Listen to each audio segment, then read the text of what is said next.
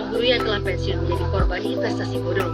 Angelin mengaku menjadi korban penipuan yang diduga dilakukan oleh 3 orang selebgram berinisial M, sekitar 140 orang, dengan total kerugian mencapai 6,3 miliar rupiah. Nah, selanjutnya, apa saja instrumen investasi itu? Mungkin sebagian banyak dari kita masih sering mendapat omongan dari orang tua bahwa investasi itu bentuknya adalah sebidang tanah. Jadi kalau udah punya tanah, artinya kita sudah bisa berinvestasi. Bisa? Bisa. Nah, selanjutnya, selain tanah, sebagian dari orang tua kita masih berpendapatan bahwa kalau investasi itu ya sama dengan properti. Lu punya rumah, lu punya invest. Lu punya apartemen, lu punya invest. Simpan, nanti semakin hari, semakin tahun ke depannya akan nilainya akan naik. Gambaran investasi dari sebagian orang tua kita masih seperti itu. Atau, kalau yang udah common gitu, mungkin anak muda sekarang, atau ya akhir dari boomer yang mulai masuk milenial, kita tahu bahwa investasi yaitu tentang logam mulia. Atau hal ini ya itu emas. Kalau punya emas ya berarti tinggal disimpan aja. Nanti semakin hari ke depannya akan nilainya semakin naik. Apakah itu merupakan instrumen investasi? Jawabannya iya. Tapi, nah semua pasti ada kata tapinya. Tapi nilainya teman-teman yang cenderung tidak bisa kita gapai dengan sekarang. Oke, tanah 1 meter persegi harganya 2.500.000. Apakah kita harus beli 1 meter persegi kita cicil per meter? Jawabannya enggak. Apakah apartemen kita bisa nyicil dari lemarinya aja? Jawabannya enggak. Apakah emas bisa 0,3 gram gitu? Jawabannya enggak. Minimal juga harus setengah gram atau 1 gram. Yang harganya sekarang kurang lebih 1.200.000. Jawabannya apakah 3 instrumen tadi merupakan instrumen yang bisa digapai? Jawabannya iya, bisa. Tapi mahal. Nah, itulah yang tidak banyak sebagian dari kita bisa gapai di usia muda.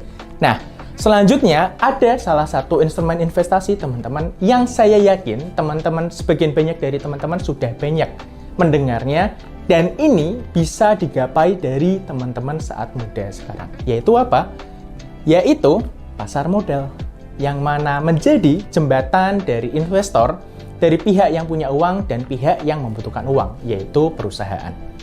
Dalam video selanjutnya kita akan bahas seluk-beluk tentang pasar modal itu seperti apa.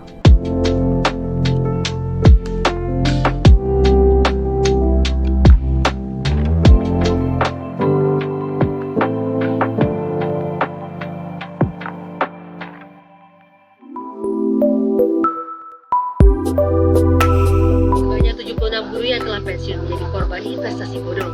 Angelin mengaku menjadi korban penipuan yang diduga dilakukan oleh 3 orang selebgram berinisial M, Sekitar 140 orang, dengan total kerugian mencapai 6,3 miliar rupiah. Nah, selanjutnya, apa saja instrumen investasi itu?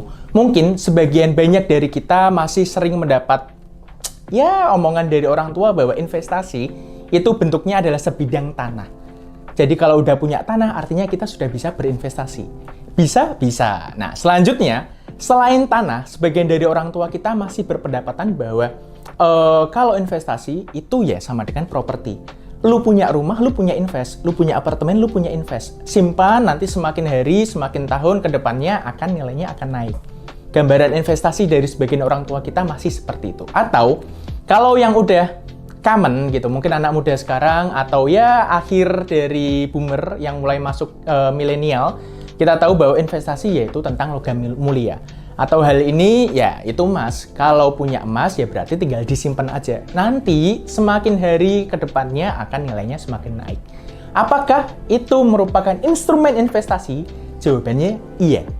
Tapi, nah semua pasti ada kata tapinya. Tapi nilainya teman-teman yang cenderung tidak bisa kita gapai dengan sekarang.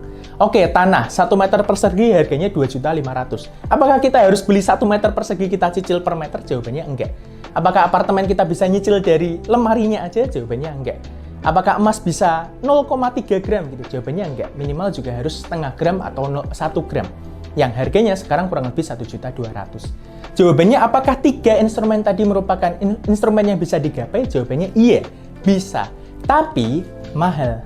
Nah, itulah yang tidak banyak sebagian dari kita bisa gapai di usia muda.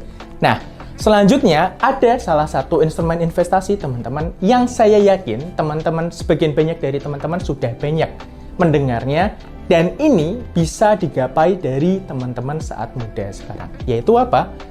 Yaitu pasar modal, yang mana menjadi jembatan dari investor, dari pihak yang punya uang dan pihak yang membutuhkan uang, yaitu perusahaan. Dalam video selanjutnya kita akan bahas seluk-beluk tentang pasar modal itu seperti apa.